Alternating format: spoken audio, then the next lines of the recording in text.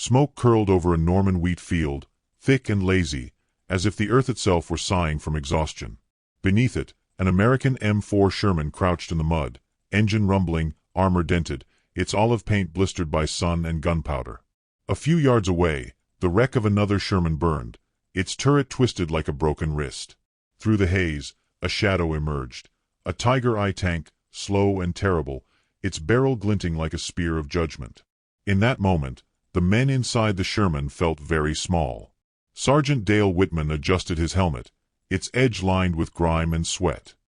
He'd been a farm boy from Kansas, used to the rumble of tractors and the patience of wheat harvests, not the thunder of an 88mm gun. "Big cat's awake," he muttered, voice steady but dry as dust. In the turret beside him, Corporal Joe Shorty Levine spat into a tin cup and grinned. "Yeah, well, maybe it's just looking for milk." The joke hung there, a flicker of humor in the belly of fear. Outside, the Tiger moved like a god of iron, each track clanking with mechanical certainty. Its armor could shrug off what the Sherman fired like rain on a barn roof. The two tanks faced each other across a scarred meadow, one a brute of German engineering, the other a mass-produced compromise. Every tanker knew the odds. The Germans called their Tiger a Panzerkampfwagen, the Americans called theirs a Ronson, because, as the men said, it lights every time. Inside the cramped metal womb, the air was hot and metallic. Grease clung to the nostrils, sweat dripped from helmets, and every breath carried the taste of diesel. Dale's hands hovered over the periscope levers, steady but calloused. Shorty, the gunner, leaned into his sight, squinting through the tiny glass window toward the silhouette ahead. "Range, 600, he said softly. "Too far for us to tickle that beast." "Command says flank it," Dale replied. His voice carried no conviction. The field offered no flanking cover, just flattened crops and shell holes filled with muddy water. Yet orders were orders, and hope was as thin as the Sherman's armor. The Tiger's turret began to turn. The Americans could almost hear the groan of the hydraulics, the deliberate cruelty of precision. Dale's heart thumped like a hammer in a grain silo. "Reverse." "Smoke," he barked. The driver hit the clutch. The Sherman groaned backward, coughing exhaust. White smoke billowed from grenades, a desperate curtain against inevitability. The Tiger fired, an ear-splitting crack followed by the metallic scream of a shell tearing through air. The ground shuddered as it struck short, throwing dirt over the Sherman's hull. Shorty laughed. Sharp, nervous, human. He missed. The big bastard missed. He swung the turret right, eyes blazing. Maybe Luck's tired of pickin' sides. Dale smirked despite himself. In war, survival had a strange humor. Every near-death felt like a private joke shared between fools. They'd been fighting since Normandy, moving from hedgerow to hedgerow, losing friends faster than they could remember names. The Shermans came off ships like loaves of bread, reliable, warm, and easily consumed. The Tigers, though fewer, devoured them. It was said that one Tiger could knock out 10 Shermans before being touched. The math haunted every American tanker. One shell, one breath, one prayer. Dale remembered a letter from home, his sister writing about harvest season, how the wheat had come early that year. He kept the letter folded in his breast pocket, next to the place where a shell might one day find him. The thought steadied him. He wasn't fighting for glory or vengeance. He was fighting so his sister wouldn't have to learn German. Shorty adjusted the elevation wheel, eyes tracing the Tiger's distant hull. "If we could just hit her belly," he murmured. "They're thick up top, thin underneath." Dale blinked, uncertain whether the man was serious or dreaming. Shorty was the kind of soldier who saw possibility where others saw statistics. "Ain't no way to hit her belly unless you teach shells to crawl," Dale said. Shorty just grinned. "Maybe I will." For now, survival was strategy. The Sherman limped behind a stone wall, gears grinding, the smell of oil thickening. In the distance, the Tiger prowled methodically, hunting. Each shell it fired was like thunder followed by silence. The radio crackled, another platoon asking for support, voices trembling, cut by static. "We're all that's left on this flank," Dale whispered. As the light faded, the world turned bronze, the hour when the battlefield looked almost peaceful. The smoke had settled into thin ribbons, drifting like ghosts across the fields. Shorty reached into his pocket, pulled out a cigarette, and offered it to Dale. "If we're gonna die, might as well smoke about it." Dale chuckled, shaking his head. "You keep saying that, and one day it'll come true." He didn't say it out loud, but he knew Shorty's courage was their engine. The younger man carried a kind of reckless genius, half luck, half madness, that sometimes made the impossible seem logical. It was Shorty who'd once angled their gun to skip a shell off a wall and hit a sniper hiding behind a haystack. The crew had called it a fluke. Shorty called it geometry. Now, watching the tiger crawl closer through the darkening haze, Dale wondered if madness might again be their salvation. He looked at the gun, at the dented steel that had carried them through fire and fear. "This thing ain't built for gods," he said quietly. "But maybe she's built for ghosts." Shorty grinned, teeth flashing under the dim turret light. "Then let's haunt that cat." He began adjusting the elevation wheel again, eyes bright with a strange focus. "Next time he shows his teeth, we'll give him something to chew on." The night deepened.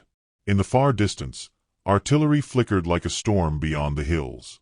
Inside the Sherman, two men waited, one with nerves of wire, the other with ideas sharp enough to cut through steel. The Tiger's engine roared again, closer this time, echoing across the field. Dale felt the vibration in his bones, the trembling of destiny winding its clock. He didn't know yet that before dawn, they would do something no manual had ever taught. Something that would make even seasoned tankers swear it couldn't be real. But for now, as the Tiger's shadow grew larger against the moonlit smoke, Dale just whispered, "Hold steady, Shorty. We're not done yet." And the Sherman, tired, battered, defiant, seemed to growl back in agreement. The dawn came like a bruise over the French countryside, purple light bleeding through smoke and fog. Dew clung to the blackened wheat, and the smell of burnt oil lingered in the air. Inside their Sherman, Dale Whitman and Joe Shorty Levine stirred from a sleepless night. The steel walls were cold now, no longer fever-hot from battle.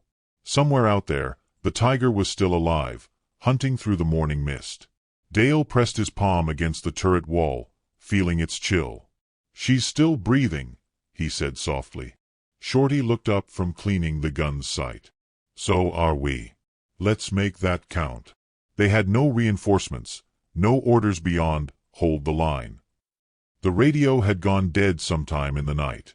What they had was one functioning gun, a few rounds of armor-piercing ammunition, and the kind of desperation that makes men inventive. The Tiger's rumble came faintly from beyond the hedgerows, a metallic growl rolling over the fog. Every instinct screamed to retreat, but retreat wasn't survival anymore. If they ran, that Tiger would hunt their brothers next. Shorty slid into the gunner's seat and stared down the barrel's length, his mind turning faster than the turret's gears. "You ever skip rocks, back home in Kansas?" he asked. Dale frowned. "Rocks?" "Yeah," Shorty said, hands moving over the elevation wheel. "Throw it low, just right, and it skips over the pond. Same with a shell, if you hit the right angle." Dale blinked, half in disbelief. "You're not serious." Shorty smiled without humor. "Dead serious." The idea was lunacy, a ricochet shot across the uneven ground, timed perfectly to hit the Tiger's weak lower hull. But madness was sometimes just another word for imagination under fire. Dale had learned that about Shorty.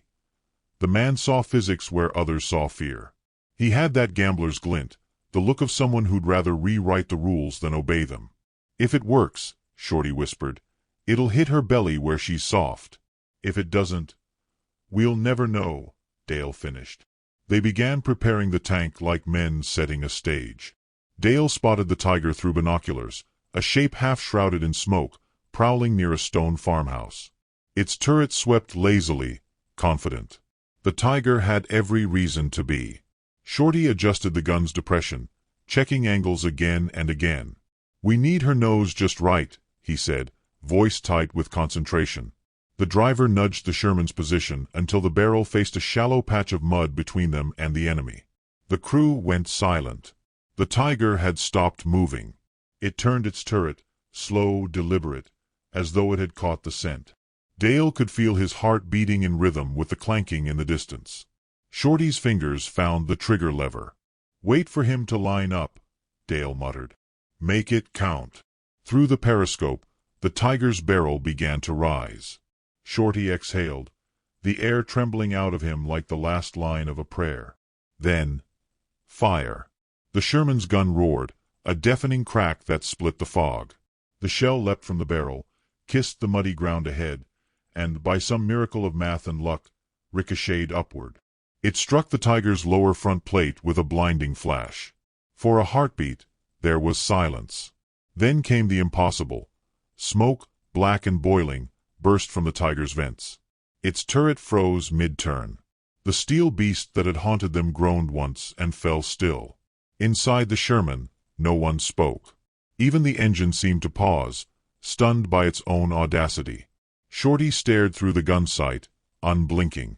Did that just work?" he murmured. Dale's laughter came out rough, shaking with disbelief. "You skipped a shell," he said. "You actually skipped a damn shell." Outside, the battlefield was quiet except for the faint hiss of the dying Tiger. Dale climbed halfway out of the hatch, letting the morning air hit his face. The fog thinned, revealing the wreck, smoke curling upward like a surrendering ghost. It didn't feel like victory, not exactly. It felt like survival rewriting itself into legend. Shorty joined him, leaning against the rim of the turret, his hands black with grease. "They'll never believe it," he said. "Hell, I barely do." Dale smiled faintly. "Doesn't matter. We'll know." His eyes traced the distance where other Shermans lay silent, their crews gone.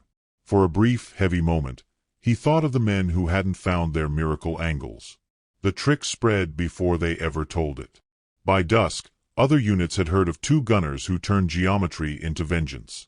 Some laughed it off, others tried to copy it, few ever managed it again. But stories have their own kind of ammunition. They travel faster than tanks and last longer than steel. In the days that followed, Dale and Shorty fought on, each battle smaller now, each survival heavier. They grew quieter, but their eyes carried something unspoken, a defiance too stubborn for history to erase. When engineers later tested improved armor-piercing rounds, someone joked about calling it the Shorty Special. The name never stuck officially, but among crews, it lived on. By the war's end, the Tiger's roar had faded into museums and memory, while the Sherman, mocked, maligned, mass-produced, rolled on into peace. The underdog had outlasted the predator. And in that long silence after battle, two men's impossible shot became something greater than luck. It became proof that courage could bend physics. Dale wrote home that winter, his handwriting steady despite the tremors that never quite left his hands. He told his sister the wheat looked fine that year. He didn't mention the Tiger, or the trick, or the miracle that saved them. Some things, he thought, were better left between men and machines that had defied the odds together. When he folded the letter, he heard the faint echo of that morning, the recoil, the ricochet, the explosion. It was all one sound now, one heartbeat across time. He glanced at Shorty, asleep against the hull, mouth slightly open, snoring like a tired child. Dale smiled, the kind of smile that comes from understanding something vast and quiet. Somewhere beyond the clouds, war was ending. But inside that battered Sherman, the story was still alive, a legend born not of power, but of wit, grit, and the strange geometry of survival. Which city are you watching our video from? For more powerful stories from World War II, don't forget to subscribe to our channel. Thank you.